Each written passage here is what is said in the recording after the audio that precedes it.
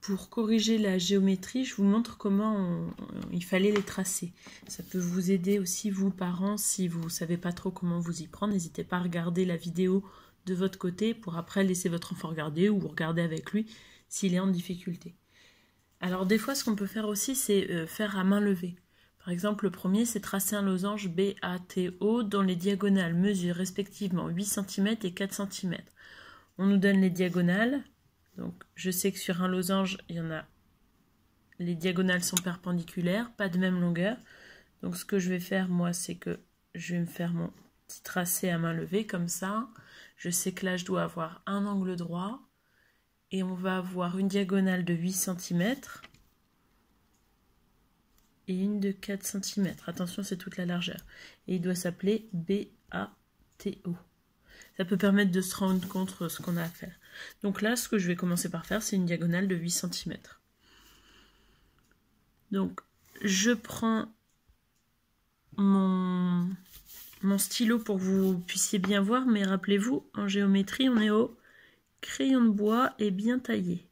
Je marque le milieu, puisque sur un losange, les diagonales se coupent en leur milieu.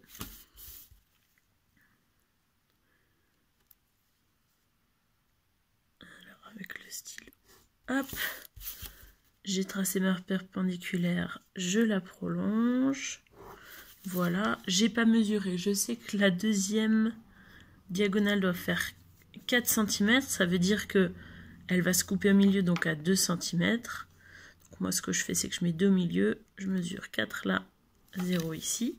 S'il reste les traits de construction sur les côtés, c'est pas gênant du tout. Et ensuite, je relie mes côtés, mes extrémités de diagonale pour avoir mon losange. Voilà, je mets son nom, B-A-T-O. Le codage, donc si je vérifie, je vais bien avoir 4 côtés de même longueur, angle droit. On pourrait mettre aussi les longueurs pour les diagonales, puisque c'est ce qu'on a tracé, ce serait aussi également intéressant. Alors, si je passe au deuxième, trace un segment AB de 6 cm. Donc pareil, je vais essayer pour me rendre compte de faire à main levée. Donc un segment AB de 6 cm. Place O le milieu de AB. O, trace une droite perpendiculaire à AB passant par O. Ensuite, donc droite, c'est pour ça que je la fais traversante, hein, elle est infinie, je peux la prolonger. Place le point C sur cette droite telle que OC égale 6 cm. Je peux le mettre là. OC. 6 cm. Là, je dois avoir un angle droit et je relie les points A, B, C. Donc, on voit tout de suite que ça va être un triangle. Maintenant, il faut que je fasse bien les mesures pour voir à quoi il va ressembler exactement. Donc, un segment AB de 6 cm. Je sais qu'il va falloir que je mette le milieu après, donc moi, je vais le mettre tout de suite pour gagner du temps. Segment AB, 6 cm, place O, le milieu de AB. Donc là, j'ai le droit de mettre mon codage déjà, de dire comme je l'ai mis au milieu, je sais qu'ici et ici, on a la même longueur. D'accord, trace une droite perpendiculaire à AB passant par O. Alors, quand j'ai fait mon dessin à main levée, on a vu qu'on faisait un triangle à la fin, donc j'ai pas besoin de faire ma diagonale des deux côtés, ma droite qui passe des deux côtés, puisque je sais que j'aurai pas besoin de l'emmener de l'autre côté.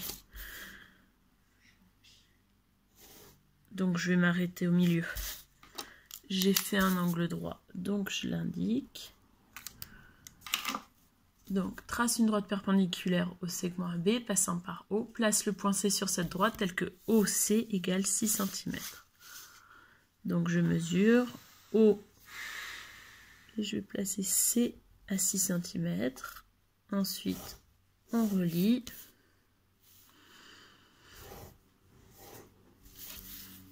Et voilà.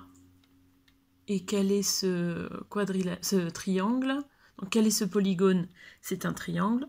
Et si je mesure, vous verrez que ces deux côtés-là sont de même longueur. Il n'y a pas d'angle droit par rapport au côté AB, AC ou BC. Donc, ce sera un triangle isocèle. Je finis avec le bonus.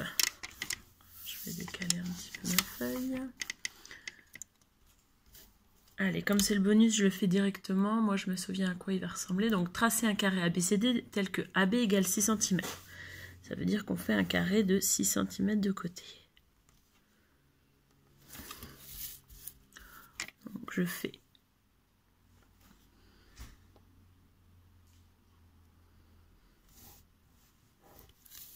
mes perpendiculaires. Je fais bien mes angles droits précisément.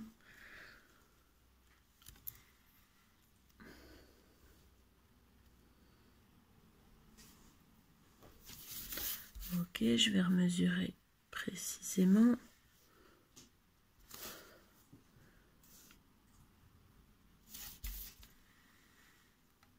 D'accord, je vous conseille de bien mettre les noms pour vous y retrouver.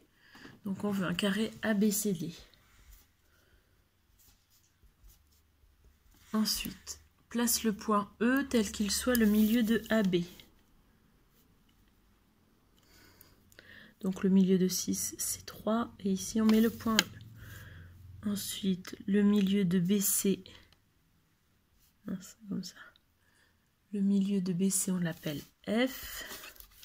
Le milieu de CD, c'est G.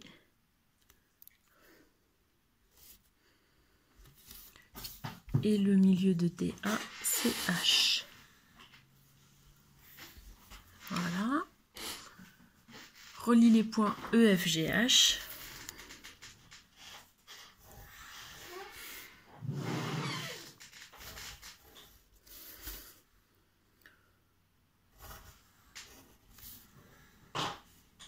Quel est ce quadrilatère? Alors là, si on est précis, on vérifie. Vous aurez bien, normalement, sur EFGH, 4 angles droits. Et 4 côtés de même longueur. 4 angles droits et 4 côtés de même longueur. Qu'est-ce que c'est comme figure? C'est un carré. Donc, le quadrilatère EFGH, c'est bien un carré. D'ailleurs, je sais que souvent dans ce sens-là, il vous embête, mais si je le mets dans ce sens-là, peut-être qu'il vous embêtera moins. Voilà pour la correction de géométrie.